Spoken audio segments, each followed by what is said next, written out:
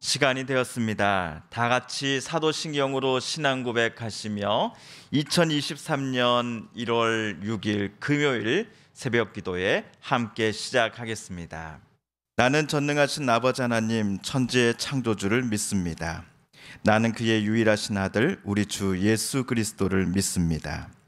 그는 성령으로 잉태되어 동정녀 마리아에게서 나시고 본디오 빌라도에게 고난을 받아 십자가에 못 박혀 죽으시고 장사된 지 사흘 만에 죽은 자 가운데서 다시 살아나셨으며 하늘에 오르시어 전능하신 아버지 하나님 우편에 앉아 계시다가 거기로부터 살아있는 자와 죽은 자를 심판하러 오십니다. 나는 성령을 믿으며 거룩한 공교회와 성도의 교제와 죄를 용서받는 것과 몸의 부활과 영생을 믿습니다. 아멘. 오늘 우리 함께 읽을 기록된 하나님 말씀 민수기 제17장 1에서 13절까지의 말씀입니다. 여호와께서 모세에게 말씀하여 이르시되 너는 이스라엘 자손에게 말하여 그들 중에서 각 조상의 가문을 따라 지팡이 하나씩을 취하되 곧 그들의 조상의 가문대로 그 모든 지휘관에게서 지팡이 12를 취하고 그 사람들의 이름을 각각 그 지팡이에 쓰되 레위의 지팡이에는 아론의 이름을 쓰라. 이는 그들의 조상의 가문에 각 수령이 지팡이 하나씩 있어야 할 것임이니라. 그 지팡이를 회막 안에서 내가 너희와 만나는 곳인 증거궤 앞에 두라. 내가 택한 자의 지팡이에는 싹이 나리니 이것으로 이스라엘 자손이 너희에게 대하여 원망하는 말을 내 앞에서 그치게 하리라. 모세가 이스라엘 자손에게 말하매 그들의 지휘관들이 각 지파대로 지팡이 하나씩을 그에게 주었으니 그 지팡이가 모두 12이라. 그 중에 아론의 지팡이가 있었더라. 모세가 그 지팡이들을 증거의 장막 안 여호와 앞에 두었더라. 이튿날 모세가 증거의 장막에 들어가 본즉 레위 집을 위하여 낸 아론의 지팡이에 움이 돋고 순이 나고 꽃이 피어서 살구 열매가 열렸더라. 모세가 그 지팡이 전부를 여호와 앞에서 이스라엘 모든 자손에게로 가져오매 그들이 보고 각각 자기 지팡이를 집어 들었더라. 여호와께서 또 모세에게 이르시되 아론의 지팡이는 증거궤 앞으로 도로 가져다가 거기 간직하여 반역한 자에 대한 표징이 되게 하고 그들로 내게 대한 원망을 그치고 죽지 않게 할지니라. 모세가 곧 그같이 하되 여호와께서 자기에게 명령하신 대로 하였더라. 이스라엘 자손이 모세에게 말하여 이르되 보소서 우리는 죽게 되었나이다. 망하게 되었나이다. 다 망하게 되었나이다. 가까이 나아가는 자 곧 여호와의 성막에 가까이 나아가는 자마다 다 죽사오니 우리가 다 망하여야 하리이까. 아멘. 지난번 땅이 갈라져 고라와 다단, 아비람을 삼켰던 일, 그리고 어제 이스라엘 백성 중에 연명이 창궐하여 무려 14,700명이 죽게 된 일 등은 모두 모세와 아론에게 반역하는 이들에게 내리신 하나님의 징벌 사건이었습니다. 그러나 모세와 아론은 반역에 대한 징벌 때문에 고통당하는 자기 동포들을 모른 척하지 않았습니다. 심지어 어제 아론은 생명을 앗아가는 사망의 기운이 가득한 자기 동포들의 그 진영 속으로 뛰어 들어갔습니다. 아론은 자기 동생 모세의 말대로 번제단의 불을 향로에 담아다가 진영 안에 들고 서 있었습니다. 자기도 병에 감염되어 죽을 수 있을 가능성이 매우 컸음에도 아론은 이를 두려워하지 않았습니다. 자기 백성이 연병으로 죽어나가는 것을 단 한 명이라도 막기 위하여 아론은 어쩌면 자기 생명을 담보로 잡고서 하나님 앞에 간절함으로 간청했습니다. 이들을 용서해달라고, 더 이상 이들의 생명을 앗아가지 마시라고. 결국 하나님은 아론의 간청을 들어주셨습니다. 더 이상 전염병의 무서운 칼날을 이스라엘 백성들을 향하여 휘두르시는 것을 하나님은 그만 멈추셨습니다. 한편 오늘 하나님께서는 모세를 불러다가 새로운 명령을 내리십니다.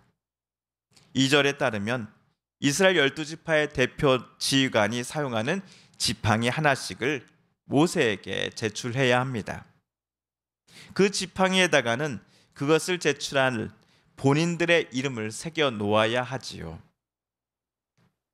하나님은 12지파 중 레위 지파에서 지팡이를 제출할 사람은 누구다라고 아예 못 박아 말씀하십니까? 예, 아론이다라고 분명히 말씀하시죠. 12지파의 각 대표자들이 제출한 지팡이들을 모세는 회막 안에 증거궤 앞에다가 가져다 놓아야 합니다. 이 증거궤는 4절에 따르면 하나님께서 이스라엘 사람과 만나는 곳이다라고 쓰여져 있습니다. 출애굽기와 레위기에서는 이 증거궤를 무엇이라고 불렀습니까? 예, 언약궤 또는 법궤라고 부르기도 하였지요. 자, 그렇다면 하나님께서 왜 모세에게 이러한 일들을 지시하셨을까요? 오늘 5절 말씀을 우리 세 번역으로 다시 한번 읽어보겠습니다. 시작. 내가 택하는 바로 그 한 사람의 지팡이에서는 움이 돋아날 것이다. 너희를 거역하여 불평하는 이스라엘 자손의 불만을 내가 없애고야 말겠다. 쉽게 말해 12개의 지팡이 중에 싹이 나는 지팡이가 있다면 그 지팡이의 주인공을 하나님께서 선택한 것이다 라는 의미입니다. 지금 12지팡이의 주인들이 누구인가 하면 각 지파의 대표자들입니다.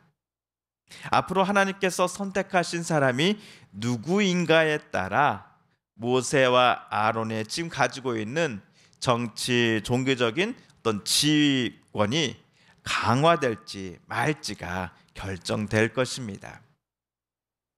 그렇다면 도대체 누구의 지팡이에서 새싹이 돋아났을까요? 다시 말하면 12지파의 대표자들 중 누구를 하나님은 차기 지도자로 선택하셨을까요? 우리 질문에 오늘 말씀 8절은 이렇게 대답해 줍니다. 함께 읽겠습니다. 이튿날이 되어 모세가 증거의 장막 안으로 들어갔다. 레위 집안 아론의 지팡이에는 움이 돋았을 뿐만 아니라 싹이 나고 꽃이 피고 감복숭아 열매까지 맺은 것이 아닌가. 어제까지 우리가 읽은 민수기 본문은 이스라엘 백성들이 계속해서 모세와 아론에 저항하고 그들의 반역을 꾀하려다가 실패하는 장면들로 채워져 있었습니다. 여기에 동조하지 않았던 사람도 있었겠지요. 그런데 이 사람들도 반역이 이렇듯 계속되다 보니 혹시 하는 마음이 생겼을지도 모릅니다. 군중 심리에 휩쓸리다 보면 반역에 가담하지 않았던 사람들도 혹시 아론과 모세가 지도자감이 아닌데 두 사람이 거짓말로 우리에게 하나님 앞에 본인들이 선택받았다라고 말했던 것 아니야? 라는 생각을 그들도 가질 수도 있기 때문입니다. 그러나 하나님께서 오늘 선택하신 사람은 아론이었습니다. 이번 지팡이 사건 이전까지 이스라엘 초대 대제사장으로 활동 중인 아론을 하나님은 다시 한번 선택하셨습니다. 모세가 장막 안으로 들어가서 먼저 살펴보니 12개의 지팡이 중에 오직 아론의 지팡이에만 싹이 나 있었습니다. 게다가 꽃도 피어 있었고요. 심지어 감복숭아 열매까지 맺혀 있었습니다. 혹시라도 애매하게 지팡이에 싹만 날 경우 하나님께서 아론을 선택하셨음에도 이의를 제기하려는 사람들이 있을 것임을 예상하시고는 하나님은 지팡이에 열매까지 나오게 하셨던 것입니다. 아론의 지팡이에 싹이 나고 심지어 열매까지 난 것을 다들 이제 보았으니 이제부터는 백성들이 더 이상 모세와 아론을 향해서 원망도 또 반역도 그만 그칠 것을 이스라엘 백성들에게 하나님은 명령하셨던 것입니다. 아론과 모세를 향해 반역하는 사람은 여호와 하나님과 맞서 싸우려는 사람으로 간주하시고 앞선 고라와 다단, 아비람과 같은 최후를 맞이하게 될 것이다라고 하나님은 엄히 경고하셨던 것입니다. 이에 백성들은 자신들이 얼마나 무서운 생각과 행동들을 지금까지 하나님 앞에서 행해왔는지를 깨닫게 되었습니다. 그들은 얼마나 괴로웠던지 모세 앞에서 보소서 우리가 죽게 되었나이다. 다 망하게 되었나이다. 하나님의 장막에 가까이 나아가는 사람은 다 죽사오니 우리가 다 망하여야 하리까 모세 어르신이라고 부르짖었습니다. 백성들이 왜 이토록 괴로워하며 모세 앞에서 가슴을 치며 통회했는지가 우리는 충분히 이해가 됩니다. 그러나 오늘 백성들은 하나님을 오해했습니다. 고라와 다단, 아비람과 같은 이들이 하나님 앞에 나아갔기에 하나님께서 그들을 치신 것이 아니었기 때문입니다. 히브리서 4장 16절은 이렇게 말합니다. 그러므로 우리는 긍휼하심을 받고 때를 따라 돕는 은혜를 얻기 위하여 은혜의 보좌 앞에 담대히 나아갈 것이니라. 고라와 다단, 아비람 그리고 청년 대표 250명은 하나님의 보호하심과 돌보심 없이도 우리들은 잘 살 수 있어. 하나님과 반대되는 길로 나는 나아갈래 라고 생각하면서 다른 이들도 자기들의 생각에 동참시키고자 하였었기에 하나님 그들에게 징계를 내리셨던 것입니다. 하지만 이 사실을 백성들은 여전히 오늘까지도 깨닫지 못하고 있었습니다.